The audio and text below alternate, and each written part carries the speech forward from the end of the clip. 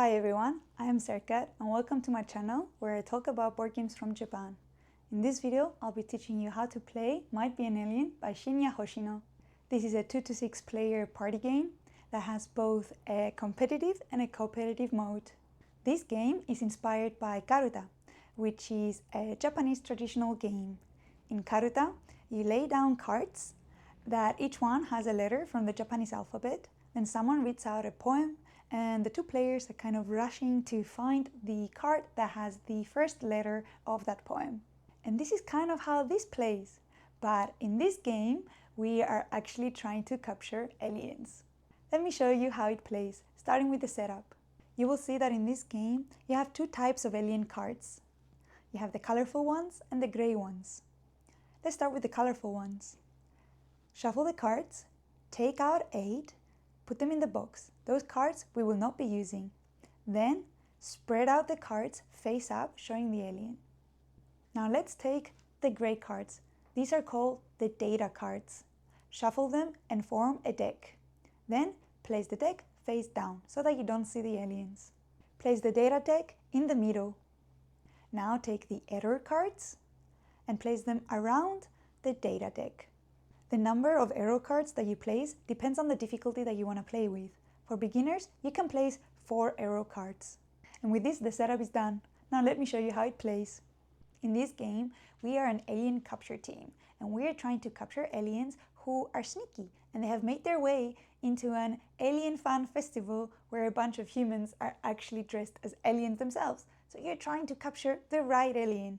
Or, so that's the story of the game. But basically, the way it plays is that one of you, and then it will change players throughout the game, is going to be the commander. The commander is going to draw a card from the draw deck and give hints to the other players, who are then going to be scouting the cards, trying to find the alien that the commander is giving hints for. But there are some restrictions. Basically, when you draw a card, you're going to look at the alien as the commander, and then you're going to look at the top card of the data deck. Now, the icon on the top is going to give you the restrictions as to the hints that you can give. There's 5 different types of restrictions you can get. This one means that you can only describe the mouth, eyes, and nose of the alien. And this one is the opposite. It means you can describe anything else other than the mouth, nose, and eyes. This one means that you cannot use any words that have numbers in them, such as 3 eyes or bipedal. This icon means that you can only use 3 words to describe the alien. And this one means that you cannot use any words at all. Instead, you must use gestures as your hints. So let me give you an example. Let's say I draw this card. This is the alien that the team needs to capture. I'm going to look at the top card of the deck. This card tells me that I cannot give hints as to the eyes, nose, or mouth of the alien. So maybe I will say pointy ears, 4 fingers. That's kind of how it works. Now, in the cooperative mode, all players are going to be listening to the hints and trying to find the alien, and you're going to place your hand on the alien that you think the commander is describing. But in some cases, because we took out 8 cards, the alien may not even be there. If you think that's the case, you can place your hand on an error card to show that you don't think the alien is in the crowd. Multiple players can choose the same card. After all players have placed their hand on a card, you're going to capture the card that has the most hands on it. If there is a tie for the most hands on a card, you can decide amongst yourself which one of the tied cards you want to capture. Then the commander reveals the answer. If you have captured the correct alien as a team, then you can turn the card upside down to indicate the tick sign that you have managed to do a correct capture. If the correct answer was actually an error card, then the commander can pick an alien that is closest to them and turn that alien upside down to show that you made the right choice by not capturing an innocent human dressed as an alien.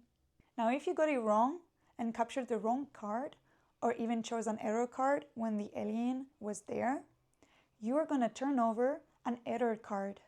Think of error cards as your lives in this game. You win this game by either flipping over 8 alien cards, or you lose the game if all of your error cards are flipped over. You're going to play this game until one of those 2 things happen. And as I mentioned, If you want to increase the difficulty of the game, you can just take out an error card during setup. That gives you less options to be wrong. If you choose to play in competitive mode, then it's pretty much first come, first take. The commander is going to be giving hints, then the rest of the players are going to be rushing to try and find the alien. As soon as you place your hand on an alien, it stays there. The commander can reveal the answer if a player got the alien right. But also, as we mentioned, sometimes the right answer is that the alien is not there, so you have to put your hand on an error card. Either way, in competitive play, when you get the answer right, let's say you've captured the correct alien, then you're going to take the card, flip it over, keep it on your side. And for the commander who gave the right hint that resulted in a successful capture, they're going to take the data card and also flip it over and keep it on their side. These count as winning points. The winner is whoever gets 8 cards, whether that's aliens that you've captured correctly from hints, or whether you're a commander that was able to give a correct hint that led to a capture. Just one note, if the correct answer was an error card, you don't take the error cards. Those stay in the game when you're playing in the competitive mode. Instead, if you were able to do the correct answer, that was the error card, you're just going to take a random alien card closest to you and flip it over. That will indicate that you got the right answer. And that will also reduce the number of aliens, which makes it even more common that the answer may be an error. And this might be an alien. I've played this game with my friends. It's a really fun game, very easy to explain. I love the fact that it has both a competitive and a cooperative mode, mainly because I am very, very slow. So I usually tend to lose when I have to kind of react really fast and get the alien, especially because one of my friends is excellent at this game. She's a machine. But it's nice that this game also has a cooperative mode as well, so you can enjoy it in that way. This game has language-independent components, so it's very easy to play with a bunch of people. And I actually really enjoy the hint where you cannot use any words and you have to use gestures. That one is so funny. You can find this game sold usually at conventions here in Japan, but the designer also has a booth shop that I will link down in the description below. Thank you so much for watching this far. If you enjoyed this video, you can do all the nice stuff, like, comment, subscribe, share. I really appreciate everyone who sits and watches my videos. It's not such a niche area, but I really enjoy showing board games from Japan, especially from indie designers. Thank you so much for watching. Bye!